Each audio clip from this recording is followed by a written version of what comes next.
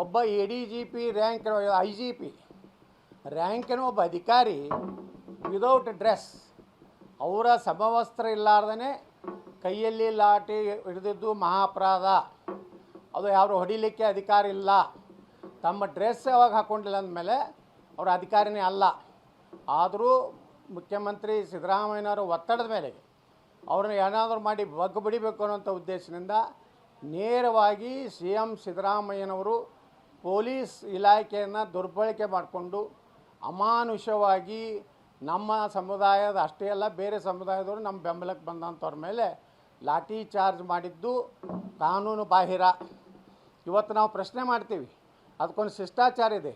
ಒಂದೇ ಲಾಠಿ ಚಾರ್ಜ್ ಮಾಡಬೇಕಾದ್ರೆ ಏನು ಮಾಡಬೇಕು, ಅಶ್ರುವಾಯು ಪ್ರಯೋಗ ಮಾಡಬೇಕಾದ್ರೆ ಏನು ಮಾಡಬೇಕು, ಗೋಳಿಬಾರ್ ಮಾಡಬೇಕಾದ್ರೆ ಏನು ಮಾಡಬೇಕು ಅನ್ನುವಂಥದ್ದು ಅದಕ್ಕೆ ಆದಂಥ ಒಂದು ನೀತಿ ಸಂಹಿತೆ ಇದೆ. ಅಲ್ಲಿ tahsildar, assistant commissioner, deputy commissioner ಯಾವುದಾದ್ರೂ ಒಬ್ಬ ಅಧಿಕಾರಿ ಇರಬೇಕು. ಆ ಅಧಿಕಾರಿಗೆ ಅನ್ನಿಸ್ಬೇಕು ಈ ಒಂದು ಗಲಾಟೆಯಿಂದ ಸಾರ್ವಜನಿಕ ಆಸ್ತಿ ಪಾಸ್ತಿ ನಷ್ಟ ಆಗ್ತಾಯಿದೆ, ಬೆಂಕಿ ಹಚ್ತಾ ಇದ್ದಾರೆ ಅನ್ನೋಂಥ ಅಂದಾಗ ಮಾತ್ರ ಅದನ್ನೂ ಸಹ ಅವರ ಏನು ಮೈಕ್ ಇರ್ತದೆ, ಅವ್ರದ್ದೊಂದು ಏನು ಸ್ಪೀಕರ್ ಇದೆ, ಅದ್ರ ಮೂಲಕ 3 ಸಲ ಎಚ್ಚರಿಕೆಯನ್ನು ಕೊಡಬೇಕು. ಅದು ಯಾವುದೂ ಮಾಡದೆ ಮೊದಲು ಲಾಠಿ ಚಾರ್ಜ್ ಆಗ್ತದೆ, ಹಿಂದ್ರಾಗಡೆ ಕೃತಕವಾಗಿ ಕಲ್ಲು ಒಗೆಯುವಂಥ ಕೆಲಸ ಅದು ಯಾರು ಮಾಡಿದ್ರು, ಅದ್ರ ಹಿಂದೆ ಯಾರು ಷಡ್ಯಂತ್ರ ಇದೆ ಅನ್ನೋವಂಥದ್ದು ಈ ಸರ್ಕಾರ ರಾಜ್ಯದ ಜನರಿಗೆ ಹೇಳಬೇಕು. ಸಿದ್ದರಾಮಯ್ಯನವರು ಇವತ್ತು ನಮಗೆ ಕೊಡಲಿಕ್ಕಂದ್ರೂ ಪರವಾಗಿಲ್ಲ, ಕೊಡಲಿಲ್ಲ ಅಂದರೂ ನಾವು ಕಾನೂನಾತ್ಮಕ ಏನು ಹೋರಾಟ ಮಾಡಬೇಕು, ಪ್ರಜಾಸತ್ತಾತ್ಮಕವಾಗಿ ಏನು ಹೋರಾಟ ಮಾಡಬೇಕು ನಾವು ಮಾಡ್ತೀವಿ.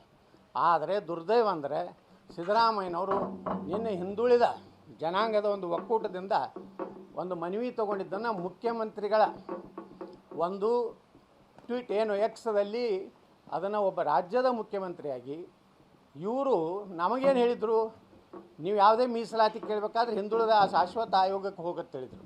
ಆದರೆ ಒಬ್ಬ ಮುಖ್ಯಮಂತ್ರಿಯಾಗಿ ಅದನ್ನು ತಮ್ಮ ಚೀಫ್ ಮಿನಿಸ್ಟರ್ ಆಫ್ ಕರ್ನಾಟಕದಲ್ಲಿ ಹಾಕ್ಕೊಂಡು, ಅಂದರೆ ಇವ್ರ ಉದ್ದೇಶ ಏನಿದೆ ಅಂದರೆ ಹಿಂದುಳಿದವರಿಗೆ, ಲಿಂಗಾಯತರಿಗೆ, ಒಕ್ಕಲಿಗರಿಗೆ ಜಗಳ ಹಚ್ಚಬೇಕು, ಮುಸ್ಲಿಮರಿಗೆ ಸುರಕ್ಷಿತ ಇಡಬೇಕು ಅಂದ್ಬಿಟ್ರೆ ಈ ಒಬ್ಬ ಮುಖ್ಯಮಂತ್ರಿ ಟೋಟಲಿ ಹಿಂದೂ ವಿರೋಧಿ ಅನ್ನೋಂಥದ್ದು ನಿನ್ನೆ ಅವ್ರಿಗಾರಿಗೆ ಹೇಳ್ಕೊಂಡಿದ್ದಾರೆ.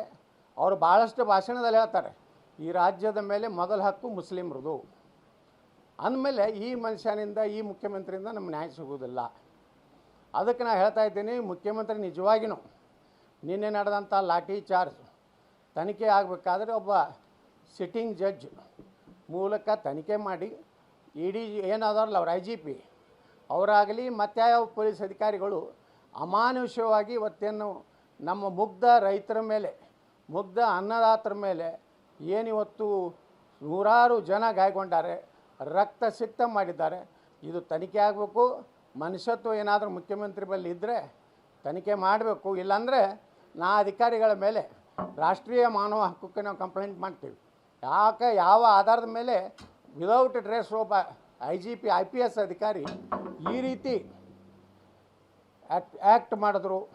ನಾವು ಕೇಂದ್ರಕ್ಕೂ ಪತ್ರ ಬರಿತೀವಿ ನಮ್ಮ ಗೃಹ ಮಂತ್ರಿಗಳಿಗೆ, ಒಟ್ಟಾರೆ ಆ ಅಧಿಕಾರಿಗಳು ಯಾರ್ಯಾರು ಅದಾರೆ ಅವ್ರು ಸಸ್ಪೆಂಡ್ ಆಗಬೇಕು. ಇಲ್ಲಾಂದರೆ ಮುಂದಿನ ದಿವಸಗಳಲ್ಲಿ ಇದ್ರಕ್ಕಿಂತ ಹೆಚ್ಚು ಮುಂದಿನ ಸಲ ಬೆಳಗಾವಿ ಅಧಿವೇಶನ ಬಂದರೆ ಇವರು ಏನು ಬೇಕಾದ ಮಿಲ್ಟ್ರಿ ತಂದು ನಿಂದಿರ್ತಿದ್ರು 10 ಲಕ್ಷ ಜನ ನಾವು ಸೇರ್ತೀವಿ, ನಮ್ಮ ಶಕ್ತಿ ತೋರಿಸ್ತೀವಿ. ಯಾರೂ ನಾವು ದೇಶದ್ರೋಹಿಗಳಲ್ಲ, ನಾವು ರಾಜ್ಯದ ಸಾರ್ವಜನಿಕ ಸಂಪತ್ತು ಹಾಳು ಮಾಡ್ಬೇಕಂದವರಲ್ಲ. ಇವತ್ತು ನಿನ್ನೆ ಆಗಿದ್ದು ನಮ್ಮ ಭಾಳ ಮನಸ್ಸಿಗೆ ನೋವಾಗಿದೆ. ಇವತ್ತು ಸದನದಲ್ಲೂ ನಾವು ಚರ್ಚೆ ಮಾಡ್ತೀವಿ, ಅದಕ್ಕೇನು ಉತ್ತರ ಕೊಡ್ತಾರೆ ನಾವು ನೋಡ್ತೀವಿ.